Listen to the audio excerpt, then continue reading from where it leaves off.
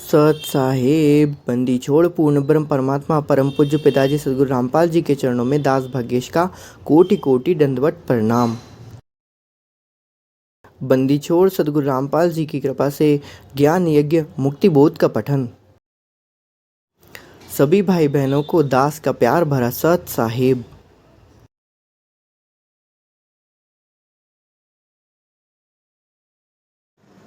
बंदी छोड़ सदगुरु रामपाल जी भगवान की जय। तो दास के कहने का मतलब ये था कि जो भक्ति है ये बंदीछोड़ सदगुरु रामपाल जी के चरणों में दास का कोटि कोटि दंडवत प्रणाम। क्योंकि परमात्मा की प्रेरणा से ये बात निकली, अन्यथा ये तो पॉसिबिलिटी हो ही नहीं सकता कि दास के अंदर दिमाग में कभी ये बात आ ही जाए करके। ये तो असंभव थी, ये कभी मैं सोच भी नहीं सकता था। मैं खुद ही कहता हूँ भाई मेरे बस की बात नहीं थी ये चीज़ सोचना कि ये जो यहाँ पर ये हुआ इसका कनेक्शन एक्चुअली में कहाँ से करके। तो कहने का भाव यहाँ पर ये था कि परमात्मा की जो वचन शक्ति और वचन शब्द शक्ति की जो बात हो रही है यहाँ पर, उसकी बात यहाँ पर थोड़ा सा हल्का सा उन्होंने क्या किया, संकेत मात्र किया है कि भाई सत्संग और इसको दोनों को मिले। सत्संग रूपी आदेश जो होते हैं वो परमात्मा के बहुत इंपॉर्टेंट होते हैं, वो आत्मा के लिए सीधे आदेश होते हैं। ठीक है, इसलिए परमात्मा ने कहा कि ज्ञान को आधार बनाइए। ज्ञान को आधार बनाए बिना आपका काम यहाँ पर नहीं चल सकता। क्योंकि बहुत सी ऐसी बातें हैं जो कबीर सागर के सलात में जो थी, जो पुराने लोगों ने जो कबीर सागर के सलात लिखे थे उसमें बहुत अलग थी। उसमें बताया हुआ था जैसे कि भाई वहाँ पर पहले ज्ञानी जी आए थे, फिर जोगजीत जी आए थे या वॉटेवर जो भी कुछ आए थे, तो उनसे फिर उसकी उनका वो हुआ था। फिर वो उन्होंने क्या किया था, गजराज मतलब काल ने हाथी का रूप धारण किया, तो परमात्मा ने शेर का रूप धारण किया। और फिर परमात्मा ने उसको ऐसा करा, उसका दांत तोड़ के नीचे कर दिया तो वो सीधे पाताल में आ गए। नहीं, लेकिन ये तो खैर वो बात हो गई जो हम जीव तरीके से सोच रहे हैं। जो जीव तरीके से सोचते हैं उन लोगों ने, जिस तरीके से जिन्होंने सत्संग सुना है उन लोगों ने जो जीव का धारण किया। लेकिन हम परमात्मा जब अभी यहाँ पर आए तो उन्होंने हमें क्या ज्ञान दिया, हमें जो है वो मूल ज्ञान दिया। परमात्मा ने मूल ज्ञान जो परमात्मा ने हमको दिया, उन्होंने परमात्मा दिया कि नहीं, जब मैं वहाँ पर पहली बार वहाँ पर पहुँचा तो वहाँ पर जो था, मैंने ये काल जो था मेरे पे झपट्टा मारने के लिए परमात्मा जब जोगजीत के रूप में जब वहाँ पर आए हुए हैं, कहाँ पर, काल के पहले ब्रह्मांड में, जहाँ से अंदर आते तपशिला के पास, वो पहला ब्रह्मांड के पास। हालांकि वो 21वां ब्रह्मांड है, लेकिन एंट्री करने के लिए तो पहले ब्रह्मांड। तो वो 21वें ब्रह्मांड में जब परमात्मा आए वहाँ पर, तो परमात्मा के ऊपर ये झपट्टा मारने के लिए जब परमात्मा ने बोला कि नहीं मैं नीचे जाऊँगा और तुम्हारी सारी पोलपट्टी लोगों को बताऊँगा, तो वहाँ पर काल ने कहा झपट्टा मारा। तो झपट्टा मारने पर परमात्मा ने मंत्र, वो श्वास उश्वास से क्या किया, उस मंत्र का जप किया। तो मंत्र का जप किया तो श्वास और उश्वास से जब परमात्मा सतनाम का मंत्र जप किया तो वो नीचे जाके फेंकाया, सीधे पाताल में जाके फेंकाया, उसे किस ब्रह्मांड के पाताल में जाके फेंकाया। वहाँ से फिर वो उसको उठते भी नहीं बन रहा था। फिर परमात्मा ने उसको उठा के वहाँ से ऊपर वापस उसके 21वें ब्रह्मांड में लेके अपनी समर्थता वहाँ पर उसको बता दी कि देख, यदि तू मेरे बीच में आएगा या जिसके पास सामना होगा उसके बीच में आएगा तो ये तेरे को इसी तरीके से मार पिटेगी, बार बार देना चाहिए, उसमें हम कुछ नहीं कर सकते। भाई आप ज़बरदस्ती कर रहे हो, क्योंकि किसी का आपने ज़बरदस्ती जीवों को यहाँ पर 21 ब्रह्मांड में क्या किया है, उनमें आपको फंसा के रखा हुआ है। परमात्मा की आज्ञा नहीं थी कि ज़बरदस्ती, क्योंकि ज़बरदस्ती किसी भी के भी साथ आप नहीं कर सकते हो। आप ज़बरदस्ती किसी के भी साथ नहीं कर सकते हो। इवनली परमात्मा ने भी किसी के साथ ज़बरदस्ती नहीं की थी जब परमात्मा ने सृष्टि को रचा था करना चाहिए। बस जिसकी स्वेच्छा है वो चली जाए, जिसकी स्वेच्छा नहीं है वो नहीं जाए। वही कहानी यहाँ पर फिर आती है। खैर, यहाँ पर कहानी नहीं कह सकते, वो सत्य कथा यहाँ पर फिर आती है। तो कहने का भाव ये था कि ये कथाओं में अंतर क्यों है। इन कथाओं में अंतर नहीं है, एक प्रकार से देखा जाए तो अंतर इस बात का आता है कि भाई आप किस तरीके से समझिए। देखिए, क्योंकि जो मनुष्य होता है या जीवात्मा होती है वो समझ लीजिए, मुझे उतना ध्यान नहीं, लेकिन परमात्मा जितनी प्रेरणा किया है, अभी जो डॉक्यूमेंट्स पढ़ के जो परमात्मा ने जो लिखे हुए थे उनके अनुसार मैं जो बता रहा हूँ कि 3 टाइप की होती है। पहला होता है कि जो हमारा स्थूल शरीर होता है और सूक्ष्म शरीर होता है। परमात्मा जो होते हैं वो सूक्ष्म शरीर पे वर्क करते हैं। परमात्मा के जो वचन होते हैं, परमात्मा की जो भी परमात्मा क्रियाकलाप करते हैं वो सूक्ष्म शरीर पे होते हैं। हम लोग उसको स्थूल शरीर में बांट के करते हैं। जैसे कि अभी इसके पहले वाले वीडियो में बात हुई थी कि भाई साहब, हम तो परमात्मा की रजा तब मानेंगे तब ऐसा नहीं। आप सूक्ष्म शरीर को तो सोचो, यदि कोई अंधा है तो कहने का भाव ये कि पहले उसके आँखों, वैसे तो ऐसा नहीं कह सकते लेकिन फिर भी परमात्मा ने बताया हुआ है कि जो भूत प्रेत की जो योनियाँ होती हैं, तो भूत प्रेतों में कभी किसी का सर नहीं होता, किसी का पैर नहीं होता, कभी किसी की आँख नहीं होती है, कभी किसी का कान नहीं होता है, कभी किसी का सर ही नहीं होता है, कभी किसी का पैर नहीं होता है, कभी किसी का पेट नहीं होता है। तो ये भूत योनियाँ क्यों हुई? क्योंकि उनकी जीवात्मा का स्वरूप ही क्या हो चुका है, वैसा हो चुका है। ये इम्पोर्टेंट बात है। खैर, ये समझ में आना, क्योंकि वो हो सकता है शायद तक मैं आपको उतने, या हो सकता है मैं आपको ठीक ढंग से नहीं समझा पा रहा हूँ, क्योंकि दास को परमात्मा ने जिस प्रकार से समझाया है वो बहुत विस्तृत है और काफ़ी लंबा चौड़ा कहानी है। ये कोई 4-5 मिनट की वीडियो में इतनी तरीके से नहीं समझाई जा सकती। खैर, कहने का भाव ये था कि परमात्मा जो होते हैं वो सूक्ष्म शरीर, वो आत्मा के साथ ही होते हैं, वो सूक्ष्म शरीर पर उनकी क्या होती है, और जब वो कहती वाणियाँ असर करती हैं, और जब सूक्ष्म शरीर में वो पावर आती है तो उससे आपके शरीर की भी, शरीर में जो होती है, जब सूक्ष्म शरीर ठीक हो जाएगा तो सूक्ष्म शरीर ने जो शरीर धारण करा हुआ है, उस धारण करते हुए शरीर को, जिसने शरीर को आपने धारण किया है, वो ऑटोमेटिकली उसको क्या करने लग जाएगा, उसमें भी शक्ति आने लग जाएगी, वो काम करने लग जाएगा। इसलिए परमात्मा कहते हैं मैं तो दे दिए बालम याणिनु, मैं तो दे दिए बालम बहरिनु, मैं तो दे दिए बालम गूंगेनु। कहने का भाव ये कि मैंने तो हर किसी को दे सकता हूँ, परमात्मा की रज़ा है ये, इसका शरीर से कोई लेन देन नहीं है। शरीर से कोई लेन देन इसलिए नहीं है क्योंकि 5 तत्व का शरीर, ये तो यहीं छूटेगा, ये तो मरना ही है, ये तो यहाँ ख़त्म होना ही है, सीधी सिंपल सी बात है। तो वो आपका कौन जाएगा, आपका ये 5 तत्व का शरीर जाएगा क्या? नहीं, पॉसिबिलिटी नहीं है, क्योंकि परमात्मा ने एक बार इसको काल को दान में दे दिया, मतलब दे दिया। परमात्मा दोबारा उससे, वो सृष्टि जब दोबारा से जाएगी तो फिर वो दोबारा समाहित होगा, लेकिन उसके बाद भी वो परमात्मा कहते हैं कि मैं तो रखूँगा भी नहीं, क्योंकि सतलोक सनातन धर्म है, वो उसकी नीचे की कहानी यहीं घूमते रहेगी। तो ये 5 तत्वों का शरीर तो हमारे किसी काम का, अभी इसके बाद हमको काम करेंगे, ये सब इतना ही काम का है कि भक्ति कर लो, श्वास से परमात्मा का स्मरण कर लो, भक्ति कर लो, भजन कर लो, उनके दान धर्म जो भी कुछ परमात्मा ने बताया, और शील संतोष जो गुणों ने 16 गुण बताया वो अपने अंदर धारण कर लो। तब फिर वो धारण करोगे तो वो सूक्ष्म रूप में भी, सूक्ष्म शरीर में भी आपके वो गुण क्या हो जाएंगे, वो अंदर तक भिद जाएंगे, वो अंदर तक पहुँचेंगे, और जब सूक्ष्म शरीर में पहुँचेंगे तो उसके बाद वो आपके अंतरात्मा तक भी वो गुण क्या हो जाएंगे, वो धारण करेंगे। इतनी लंबी प्रोसेसर होती है, तब जाके जब वो एक गुण अंतरात्मा के अंदर जाता है, तब जाके आपके अंदर वो एक गुण जो होता है वो परमानेंटली रहता है, तब फिर वो सनातन वो गुण आपके अंदर आ जाएगा। परमात्मा इतनी लंबी प्रोसीजर को भी नहीं सहन कर सकते थे, तो परमात्मा ने और उससे छोटा रूप निकाला, कहना चाहिए। तब उन्होंने फिर मंत्र और ये बाकी सब चीज़ें और ये सब करने लगा, और फिर ये कथा कहानियाँ परमात्मा ने क्या करिया, ये कथा और ये कहानियाँ परमात्मा ने बताना चालू की कि नहीं भाई ऐसा है, ऐसा है, ऐसा है, ऐसा समझो। नहीं तो परमात्मा जब पहले कभी आते, जब इसके पहले वाले ब्रह्मांड में, जब पहले 5वें ब्रह्मांड की बात कर रहे हैं, अभी तो पता नहीं कौन से 4थे ब्रह्मांड में, तो पहले जब आए थे, जब एक ब्रह्मांड, इसके पहले वाला जब ब्रह्मांड था, उसमें परमात्मा ने इतनी सारी कथाएं परमात्मा ने बताते, वो सिर्फ ज्ञान सुनाया करते थे कि भाई ऐसा ऐसा है, ये है, समझो, समझा है तो सिर धर पाओ, मंत्र लो और यहाँ से निकल जाओ। लेकिन हम जब वहाँ से उठ के यहाँ आए, कहना चाहिए, हमारे अंदर और ज़्यादा धीरे धीरे वो मैल क्या हो गया, काल के मैल क्या होने लगा, चढ़ने लगा, काल की जो भी ज्ञान था वो ज़्यादा क्या होना, पक्का होने लगा। इसलिए इस पक्के ज्ञान को और ज़्यादा, जब तक आप उसको खरोचोगे नहीं, जब तक आप सत्संग सुनोगे नहीं, तब तक ये खरोच नहीं मारेगी उसके ऊपर, और वो आपके ऊपर असर नहीं कर पाएगा। तो इतनी लंबी प्रोसीजर हो चुकी है, तो ये बहुत लंबी प्रोसीजर होती है, लेकिन फिर भी जिसको, इसलिए परमात्मा कहते हैं बिन निश्चय पावे नहीं साहिब का दिला, जब तक निश्चय नहीं होगा तब तक नहीं होगा। तो परमात्मा इस चीज़ को पूरी करने के लिए पहले परमात्मा क्या करते हैं, पहले आपके शरीर के रोगों को ठीक कर लेते हैं कि भाई चलो ठीक है, यहाँ से नहीं तो यहाँ से, यदि सीधी उंगली से घी निकल रहा तो टेढ़ी उंगली से घी निकाले, लेकिन ये माने तो कम से कम कि भाई असली परमात्मा कौन होता है, परमात्मा गुण होते क्या है। पहले तो आपको यही समझ में नहीं आता कि परमात्मा के गुण क्या होते हैं। जब तक गुण समझ में नहीं आते परमात्मा के, आपके अंदर वो भाव होते हैं। आप गए डॉक्टर के पास गए, डॉक्टर ने गोली दे दी, आपने ठीक होके आ गए, वो डॉक्टर गया भाड़ में। ये जो हरकतें हैं, ये हरकतें आपको कभी भक्ति पर दृढ़ नहीं होने देती, दृढ़ नहीं होने देती है। ये जो है, ये आपकी व्यभिचारी होने का सबसे बड़ा कारण है, कहना चाहिए। यही आपके आन देव को पूजने का सबसे बड़ा कारण है। और ये क्या है, ये जो किया हुआ है, इस सब की सब क्या है, सबके मन के अंदर सूक्ष्म रूप में जो काल बैठा हुआ है, वो है ये सब सत्यानाश कर्म करवाने वाला वो है। मन, माया और काल, इसमें तीनों में कोई अभेद ढंग नहीं है, ये तीनों के तीनों एक ही हैं। एक ही है मतलब, चाहे इससे फंस जाओ, चाहे इससे फंस जाओ, चाहे इससे फंस जाओ, तीनों कहीं ना कहीं फंसाने की कोशिश करते हैं।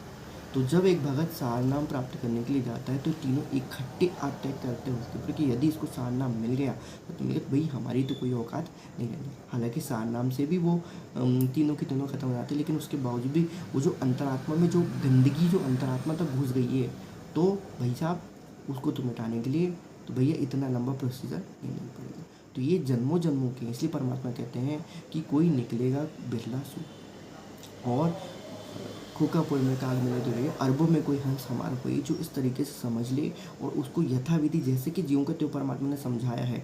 और परमात्मा का जीवों का त्यों समझाने की बहुत अलग अलग तरीके हो सकते हैं, लेकिन मूल एक ही चीज़ है, सुरति ठिकाने रख, गुरु का जो दिया गया मंत्र है उसको ध्यान रख, गुरु को ध्यान रख देना चाहिए।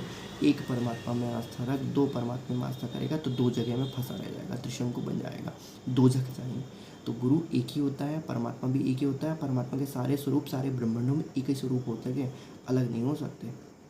ठीक है, तो ये बात बहुत इंपॉर्टेंट है जो ध्यान रखने की बात है। ये भक्त हो नियत के पूरे में ही ये सब चीज़ें आ जाती हैं। परमात्मा ने बताया कि किसी एक चीज़ को भी यदि आप सोच के यदि उसमें ज्ञान आधार पर निकालना चलोगे ना, तो कहानी इतनी लंबी खिंच जाएगी, कहानी इतनी लंबी खिंच जाएगी कि भैया वो समझ पाना ही मुश्किल हो जाता है।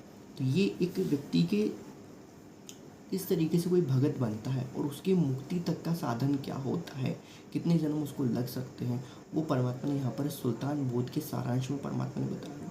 नेकी से और सम्मान की कथा, वो जो दान करने की थी, गुरुजी के प्रति जो आदर करने का था, वो उसने पहले जन्म में सीख लिया था। उसको मालूम था कि दान नहीं करूँगा दिक्कत है, तो ये कि वो उसके संस्कारों में वो चीज़ घुस गई थी, वो चीज़ उसकी आत्मा ने उसको संस्कारों को क्या कहते ग्रहण किया था, तब जाके उसके अगले जन्म में वो स्थिति हुई। लेकिन उसके कर्म कुछ फूटे हुए थे, इस कारण से हुआ था। अब फिर उसके कर्म फिर फूट गए, उसके मन में वो इच्छा रह गई, तो उसके मन की इच्छा नहीं रही थी, वो उसकी आत्मा की इच्छा बन गई थी उस समय के बाद। इसलिए उसको दोबारा से क्या किया गया, वहाँ पर परमात्मा के द्वारा इस तरीके से ज्ञान देने के लिए उसको अगले जन्म देकर उसको प्रतिफल देना पड़ा उसको, क्योंकि यहाँ का प्रतिफल यहीं रह जाएगा। हम यहाँ से कोई भी पुण्य ऊपर नहीं ले जा सकते हैं, सिर्फ जाएंगे तो सिर्फ मंत्र जप ही जाएंगे, मंत्र की सुरती ही जाएगी, उसके अलावा और कुछ नहीं जाने वाली। बंदीछोड़ सतगुरु रामपाल जी भगवान की जय। ये इतना छोटा सा नहीं है कि जिसको एकदम से कुछ लाइन में या कुछ शब्दों में समझा सके, ये बहुत लंबा चौड़ा प्रकरण है जैसा परमात्मा ने बताया हुआ है। तो भाई साहब परमात्मा की ज्ञान सुनोगे तो ये ऑटोमेटिकली ही सत्संग में ये सब चीज़ें परमात्मा ने इनबिल्ट करके डाल दी हैं। परमात्मा बोल रहे हैं एक शब्द, लेकिन उसके कई अर्थ निकलते हैं, वो जिस जिस लेवल का होता है उस लेवल पे उसको चीज़ समझ में आ जाती है। जैसे बुरा जो देखन में चला, बुरा ना मिले कोई, जो दिल खोजा अपना मुझसे बुरा ना कोई। यदि आप जीव संज्ञा में, पहले तो पहले आप 5 तत्वों की संज्ञा में है, तो भी आपके लिए ये चीज़ यही मैटर करती है। अब वो आप देख लोगे 5 तत्व के हिसाब से, भाई शरीर जो होता है वो मलमूत्र का होता है, ऐसा है वैसा है वैसा, फलाना अमका ढिमका, नाक बह रही है उसको क्या बुरा मानूंगा, मेरे शरीर के अंदर भी नाक बह रही है। बुरा जो देखन में चला, बुरा ना लगे। फिर जब आप मन के रूप में आते हो, मन इसके ऊपर है, 5 तत्व के ऊपर मन राज करता है, 5 प्रकृति, 5 तत्व और 25 प्रकृति के ऊपर मन राज करता है। फिर वहाँ पर जब मन के रूप में अरे यार ये सोच ही मेरे अंदर क्यों आया, तो बुरा जो देखन में चला, बुरा न मिले कोई, जो दिल खोजा आपने मुझसे बुरा न कोई। फिर जब मन से ऊपर उठ के आप बुद्धि में जाते थे, आपको पता चला कि नहीं यार ये मन बुद्धि ये भैया दोनों एक दूसरे से मिले टाइप के, दोनों ने एक दूसरे को क्या करी, अपनी गंदगी सरपास करके रखी है। दोनों ने के बीच में एक अभेद्य संबंध बना हुआ है, कहना चाहिए कि दोनों ने एक दूसरे को क्या करी, तो कभी मन समझाता है, कभी बुद्धि समझाती है, कभी बुद्धि समझाती है, कभी मन समझाती है। तो ये हर कोई नहीं समझा सकता कि कैसे हो रहा है क्यों नहीं हो रहा है। इसलिए परमात्मा कहते हैं कि बुद्धि, आपकी बुद्धि, मन तो आपका मान रहा है कि मैं परमात्मा, लेकिन बुद्धि आपकी समझ में नहीं पा रही, बुद्धि आपकी समझ ही नहीं पा रही कि मैं परमात्मा हूँ। और जब बुद्धि समझती है तो मन वहाँ पर गड़बड़ कर देता है। तो दोनों को एक साथ लाना पड़ेगा आपको। इसलिए परमात्मा कहते हैं सूरत ठिकाने न कर, सूरत निरत मन पवन समाना। तो ये सूरत निरत मन पवन से जब करोगे तब वो जो ज्ञान आप एकदम से ग्रहण करोगे तो वो अंदर तक आपके जाएगा, क्योंकि ज्ञान ग्रहण करने भी कई विधियाँ होती है। पहले के समय में जब सतयुग में था तो लोग बाग 1-1 करोड़ मंत्र एक साथ याद कर लेते थे, भूलते नहीं थे। फिर जब त्रेता में आए, द्वापर में आए कहना चाहिए, तो उनकी कम होती चली गई, फिर 1-1 हज़ार चीज़ याद करते रहे। आज हमारे पास इतनी कम स्थिति हुई, किसी के द्वारा बताया अरे ऐसे ये ठीक नहीं है, उसने ऐसा वैसा बोल दिया, अरे वो बताया तो था यार, वो उसने उनको ध्यान नहीं लगा क्या बोला, ऐसी स्थिति आ गई। खैर कहने का भाव ये था, तो पूरी इन सब की निश्चित निकलने का ये है कि भाई मनसा वाचा कर्म ना मुझे कोई और ना भाता, तो मनसा वाचा कर्म ना कोई और के प्रति आपको नहीं होता। खैर, तो ये अलग अलग लेवल होता है। तो बुरा जो देखन में चला बुरा न मिले कोई, जो दिल खोजा अपना मुझसे मिलन करो। फिर जब आप सूक्ष्म रूप में जब मन बुद्धि से ऊपर उठ के आप सूक्ष्म शरीर में जाओगे, तब आपको समझ में आएगा कि नहीं यार, ये हमारी ही गलती थी कहना चाहिए। मन का तो इसमें कोई रोल काल है नहीं, हम इसकी सुनते हैं, ये हमारा रोल काल है, ये गंदी है हमारी कहना चाहिए। भाई मन का तो काम है बकवास करना, लेकिन इसकी सुनना या ना सुनना वो बुद्धि और आपके सूक्ष्म शरीर के ऊपर आती है। तो बुद्धि जब तक होनी, भाई ज्ञान की खोलो, ज्ञान की आंखें खोलो हमारी, ज्ञान योग दीजिए परमात्मा, मुझे वो ज्ञान प्रदान कीजिए सदगुरुदेव जो आप ज्यों का त्यों समझाना चाहते हैं। क्योंकि इतने सारे धर्म ग्रंथों को पढ़ के, इतने सारे लोगों को सुन के मेरी बुद्धि क्या हो चुकी है परमात्मा, भ्रमित सी हो रही है। तो जो आपका जैसा आखा तैसा ज्ञान है, हे परवरदिगार श्री रामपाल जी भगवान, हे सत्संगत खालिक तुम, हे ब्रह्म ज्ञानी, जैसे सारी सृष्टि को उत्पत्ति को जानता है, जो सारी भक्ति विधि को जानता है, हे परमात्मा आप ही मुझे बताइए कि क्या सच है क्या गलत है, क्योंकि दास की बुद्धि तो भ्रमित हो रही है। तो फिर वहाँ पर जीवात्मा का साथी जो होता है वो परमात्मा होता है, फिर वो परमात्मा उसको ज्ञान देता है। तब फिर जीवात्मा को समझ में आता है कि नहीं यार, इन विकारों से तो मैं कई युगों से पीड़ित हो कहना चाहिए, जब से मैं इस काललोक में हूँ तब से मैं क्या हूँ, इस विकारों से पीड़ित हूँ। अब उसकी ओर जब आप जीवात्मा से भी ऊपर आ जाओ, हंस की श्रेणी में चले जाते हो कहना चाहिए, तब हंस की श्रेणी में भी फिर आपको याद है कि बुरा जो देखन में चला बुरा न मिले कोई, जो दिल खोजा अपना मुझसे बुरा न कोई। तो ये इतनी लंबी कहानी थी जो परमात्मा ने सिर्फ हमको सृष्टि रचना के एक ही कर्म में बता दी कि भाई साहब मेरा कुछ दोष नहीं था, हमने ज़बरदस्ती आपको इस अंधे के कुएं के नहीं ढकेला था, आपने खुद अपनी गलती करी थी, आपने इसके साथ जाने के लिए हमें भर दी थी, जिसके कारण से आप यहाँ पर आए हो और आप ये दुख भोग रहे हो। सब किया धरा आपकी सिर्फ एकमात्र वो थी आसक्ति का कारण था। तो ये आसक्ति जो थी ये गलत थी। हालांकि तब से भी कुछ एक शुद्धि आ जाती, तब से भी कुछ आकर्षण आ जाता है। हम भाई अचिंत्य पे क्यों नहीं आकर्षित हुए, हम किसी और पे क्यों नहीं आ गए, क्यों? क्योंकि वो अपना अपना काम कर रहे थे। ये जो था ये कुछ अलग कर रहा था। तो ये अलग करने वाला जो भी होता है मैटर, ये आज भी वही चलेगा, वाह क्या अलग कर दिया उसने, अरे भाई वाह वाह, ये आसक्ति होती है, कुछ अलग पे जाना भी आना चाहिए, ये गलत बात होती है। तो ये जो रोग था परमात्मा ने बताया कि आसक्ति का जो रोग था वो सबसे पहले हमको वहाँ लगा था। एक रोग के कारण इतने सारे रोग मिल गए कि जिसकी कोई गिनती ही हम यहाँ पर नीचे में नहीं कर सकते हैं। तो वो है, तो ये इतना ऊपर उठना पड़ेगा भाई साहब आपको, कि हम किसी भी भगत को, मेरे को नहीं, किसी को, आपको नहीं, हर किसी भगत को इतना ऊपर उठना पड़ेगा। परमात्मा इतना सब खोल पढ़ के नहीं बताएगा, क्योंकि आपने कई जन्मों से ये चीज़ करते हैं। तो समझा है तो सिर दर पाऊँ, जितना आप डीप में जाओगे उतना आप समझोगे। इसलिए परमात्मा कहते हैं कि भैया जो बैठा सो बूढ़ा, जो डूबा सो पार। जो डूब गया है, जो इस ज्ञान के सागर में डूब गया है, परमात्मा के सत्संगों में डूब गया, उनकी बातें, उनमें जो हीरे मोती परमात्मा ने बताए हुए सत्संगों में वो चुग रहे हो, तब ही कुछ होता। हंस जो होते हैं वो हीरे मोती माणिक चुगते, ये जग चुगता ढेलते, जल बिन बीन प्यासी मोहे आवत हासी। परमात्मा क्या कहते हैं, मैं तो इतना ज्ञान सुना रहा हूँ कि यदि कोई एक ही शब्द को लेके समझ जाए तो वो तो कब का, उसको पूरा ब्रह्मांड का ज्ञान हो जाएगा, 21 ब्रह्मांडों में क्या क्या हो रहा है वो सबका ज्ञान हो जाएगा। लेकिन नहीं, इतनी बुद्धि भैया, तो जल बिन मीन प्यासी मुँह आवत हासी। तो भैया देने वाला तो सब कुछ दे रहा है, लेकिन भाई अब आपका पात्र ही वैसा है तो कोई क्या कर सकता है भाई साहब। और दूसरे पात्र की बात तो छोड़ो, इसलिए परमात्मा ने कहा है कि चरण चित रखो। चरण चित रखने का मतलब ये कि परमात्मा ने जो कह दिया है उस चीज़ को चिंतन मनन करो, उसको ध्यान करो कि नहीं हमारे गुरुदेव ने क्या कहा है। सिर साटे जगदीश को सफल हुआ है। हमने सत्संग सुना, 5 मिनट में हम जाके कुछ और चीज़ करने लगे। ऐसा सत्संग नहीं होता। उस पर सत्संग सुन लो तो किस चीज़ के लिए जा रहे हो भाई हमने सत्संग सुना है तो किसी विशेष उद्देश्य के लिए सुना होगा, या तो फिर हमने क्या किया, सत्संग सुनना है, अब सत्संग सुनना है, अरे गुरुजी ने अरे क्या बताया भाई, पता नहीं यार, लेकिन वो बड़ा अच्छा गुरुजी, वो बड़े अच्छे ज्ञान बताते हैं, ऐसा बताते नहीं यार ऐसा।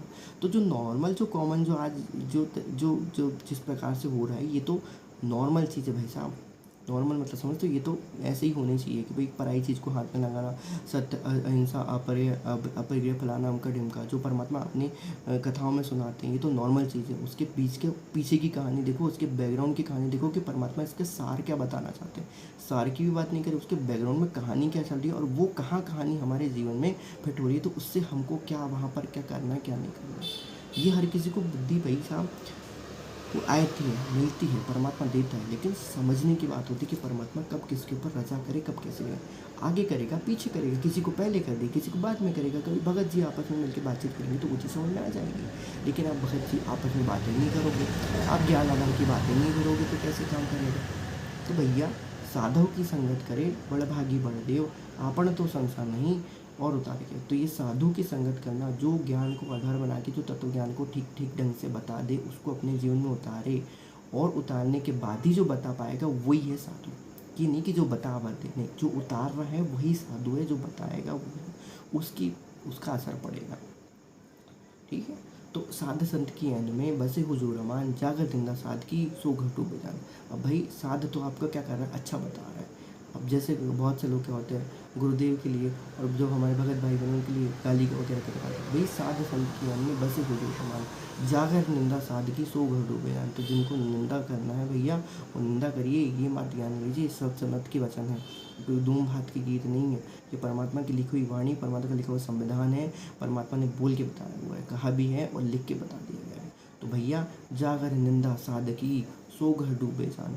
तो वो घर, घर मतलब कहना चाहिए आपकी 101 200 पीढ़ियाँ जितनी भी होंगी वो सबके सबके हो जाएंगे, डूब मर जाएंगे। डूब के का तात्पर्य कि इसी भवसागर में रह जाएंगे, डूबेंगे मतलब इसी भवसागर में रह जाएंगे भाई साहब, ये थोड़ा आप ध्यान रखिएगा।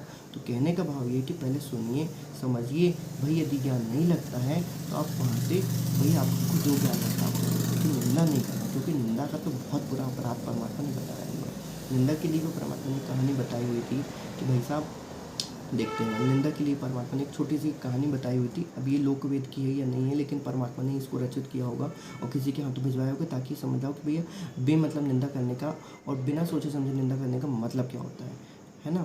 तो निंदा के बारे में परमात्मा ने एक छोटी सी कहानी बताते हैं। तो हमने पहले भी कभी सत्संगों में सुना होगा इस चीज़ को, या हमको ध्यान नहीं होगा, तो एक बार हम फिर से रिपीट कर लेते हैं। परमात्मा ने सत्संग किया नहीं किया मुझे इसका ध्यान नहीं है, क्योंकि दास की बुद्धि उतनी नहीं है, लेकिन कहीं तो हमने इसको पढ़ा था कि एक कहानी में क्या होता है।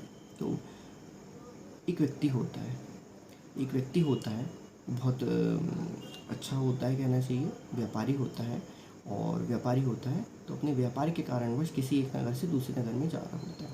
तो वो दूसरे नगर में जाता है, वहाँ पर एक भक्त और भक्तमती कहना चाहिए, भक्त और भक्तमती तो नहीं कहना चाहिए, भाई बहन जो थे दोनों भक्त थे, दोनों परमात्मा का बहुत ज़्यादा गुणगान किया करते थे, परमात्मा का गुणगान किया करते थे और परमात्मा से क्या करते थे, उनके भक्ति में लगे हुए रहते थे, जो मिलता था वो खाते थे। दोनों क्या करते थे, दोनों साथ में रहते थे भाई बहन, उनके माता पिता नहीं थे।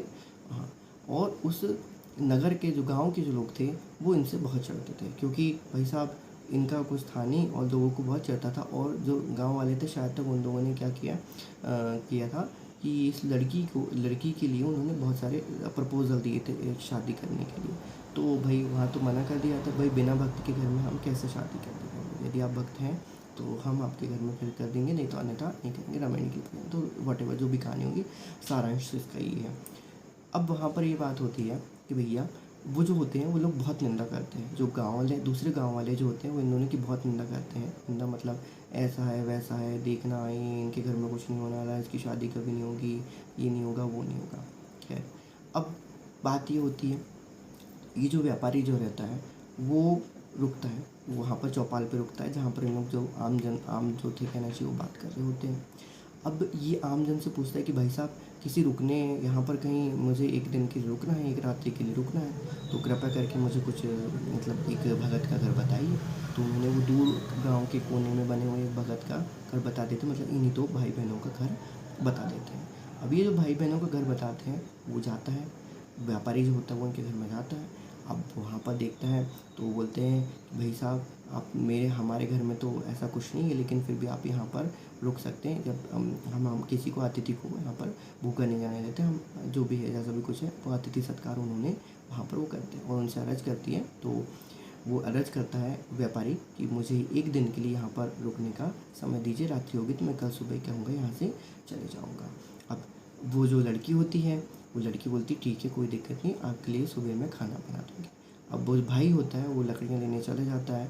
अगले दिन सुबेरे की बात होती है, रात्रि में इन लोगों के बीच में, इन तीनों भक्तों के बीच में थोड़ी थोड़ी बातें, थोड़ी थोड़ी ज्ञान चर्चा होती है, परमात्मा के बारे में ज्ञान चर्चा होती है।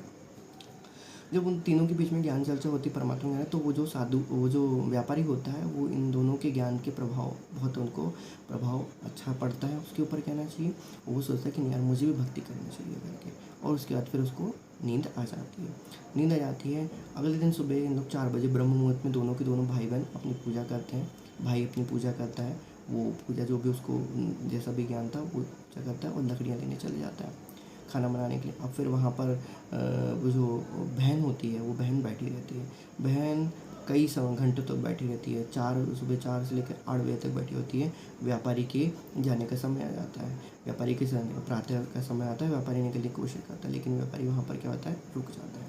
अब वो देखती है कि भाई उसका जो भी, अब वहाँ पर भाई आता है वापस जंगल से लकड़ियाँ लेके। तो यहाँ पर ये जो भगत होती हैं, देवी भगत होती हैं, जो बहन होती है, वो उसको उठाता है, बोलता है कि अरे तुमको ध्यान नहीं रहा, हमारे घर में अतिथि आता है, उसके लिए खाना बनाने का प्रबंध करना था तुम्हें, ऐसा यदि भूखा चला जाएगा या ऐसा भी कुछ होगा तो भाई परमात्मा हमसे नाराज़ हो जाएगा, कहना चाहिए। तो वो बोलती है कि भाई मैं तो उठना चाहती थी, समाधि से उठना चाहती थी, उसकी सुरती धर्मराय के लोक में लगी हुई थी। तो वो बताती है कि भगत जी भाई मेरी ऐसे ऐसा हो गया था, तो मैं किसी कारणवश वहाँ पर रुक गई थी, कहना चाहिए। अब समाधिस्थ होकर वहाँ पर वो पहुँच गए, समाधि के लीजिए, सूक्ष्म रूप शरीर से कह लीजिए। उन्होंने बताया कि बोले मेरी सुरती वहाँ लगी हुई थी, तो मैं वहाँ पर रुक गई थी। वहाँ पर धर्मराज किसी लेखे का बही खाता कर रहा था, लेखे का बही खाता कर रहा था, और उनके सामने एक समस्या आ गई थी कि इस पाप को जो दोनों में ही किसी ने नहीं किया, लेकिन ये पाप तो हुआ है, कहना चाहिए। जो दोनों में ही पाप किया, मतलब कि जिसके ऊपर आरोप लगा था और जिसने उसके ऊपर आरोप लगाया था, ये दोनों ही के ऊपर इसका कोई नहीं बैठ रहा था कि किसके ऊपर ये पाप का क्या किया जाए, भार डाला जाए, ये पाप का भार किस तरीके से सेटलमेंट किया जाए। सीधे सिंपल से बात है, सेटलमेंट तो करना ही होगा, लेकिन सेटलमेंट कैसे किया जाए भाई, किसी न किसी को तो उस पाप का दोषी बनाना पड़ेगा, किसी किसी के खाते में तो लिखना पड़ेगा, क्योंकि हम ऐसे तो गायब कर नहीं सकते हैं, क्योंकि बही खाता है वो धनी का बड़ी खाता है, धनी का बही खाता है, ऊपर से लिखा आता है, तो ऐसे ही किसी को क्या नहीं कर सकते, हम उसको गायब नहीं कर सकते। गायब नहीं करने मतलब किसी न किसी को तो इसके उसमें करना पड़ेगा।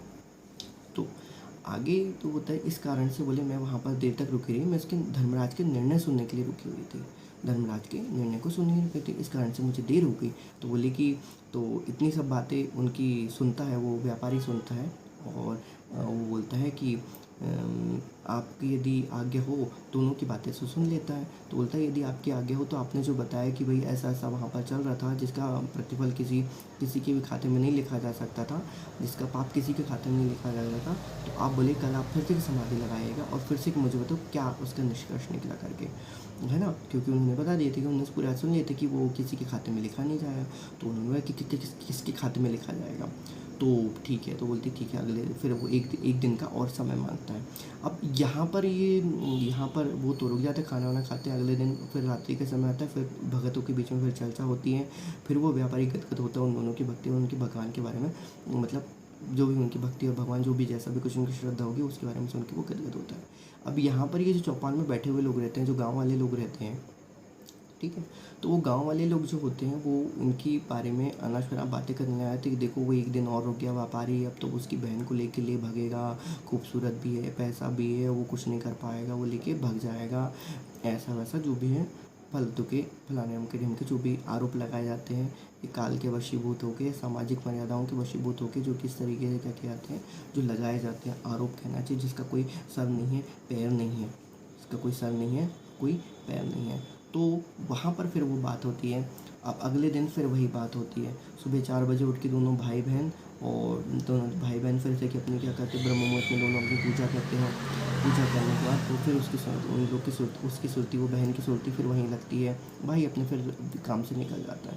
तो जब बहन की वहाँ सुरती लगती है तो अब की बार क्या होता है, अब की बार ये होता है वो ऊपर जाती है और सुरती वहाँ से उसकी वापस आती है। तो जब वो वापस आता है उसका भाई पूछता है आज खाना बन गया, तो हाँ भाई बोलती हाँ मैंने खाना बना दिया। अब उसके बाद फिर वहाँ पर क्या होता है, वो जो व्यापारी होता है वो फिर से उठता है वहाँ पर। तो उठने के बाद वो पूछता है कि आप लोगों ने अपनी भक्ति पूरी कर ली। हाँ बोले भक्ति पूरी नहीं गई, मतलब आपका पाठ हो गया जो भी जैसा कुछ था। अब फिर वो बोलता है कि वो कल वाला जो निर्णय था जिस कारण से बोले मुझे यहाँ पर रुकना पड़ा, जिसके आंसर के लिए मैं यहाँ पर रुका हुआ था, जिसके उत्तर के लिए मैं रुका हुआ था, तो धर्मराज के दरबार में क्या निर्णय हुआ। तो परमात्मा फिर वहाँ पर बहुत सूक्ष्म चीज़ बताते हैं, वहाँ पर एक बहुत सूक्ष्म चीज़ का वहाँ पर पता चलता है। तो वो बहन जो होती है, वो बहन ये बताती है कि आप किस पाप की बात करें, वो जिसके कारण से कल मैं अटक गई, वहाँ पर रुक जिसका न्याय सुनने के लिए मैं वहाँ पर रुकी हुई थी, तो बोले वो उसका पाप का जो लेखा जोखा था, तो बोले वो तो उन पापों को तो बोले हमारे गांव वाले बांट के ले गए, उन पापों को हमारे गांव वाले बांट के ले गए। तो बोले ऐसा क्यों, तो बोले कि उन्होंने फिर उनको बाद में पता चला कि भाई साहब इन लोगों ने इस तरीके से इनकी बेसब उनके ऊपर आरोप लगाए, उनकी निंदा करी और उससे उनका कहना चाहिए हंसी ठिठोली उड़ाई करना चाहिए।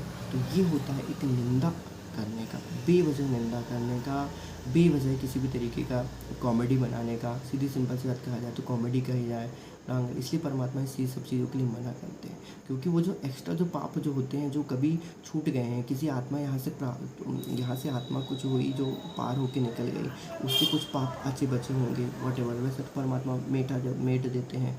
लेकिन फिर भी यदि कभी कुछ ऐसा परिस्थिति आती है, तो कहने का भाव यहाँ पर है कि वो जो एक्स्ट्रा जो पाप किसी किसी के बच्चे बुच्चे रहते हैं ना, वो इनके ऊपर जो दूसरे लोग जो निंदा करते हैं, निंदा करने मतलब फेसबुक, व्हाट्सअप, ट्विटर, फलाना अमका ढिमका, पान ठेले पे जाके किसी के बारे में बातचीत कर रहे हैं, घर में बैठ के मेरी सास ऐसी, मेरी फलानी ऐसी, मेरी डिमकी ऐसी, मेरी ये तो मेरे वैसा, उसने ऐसा कर दिया वैसा कर दिया।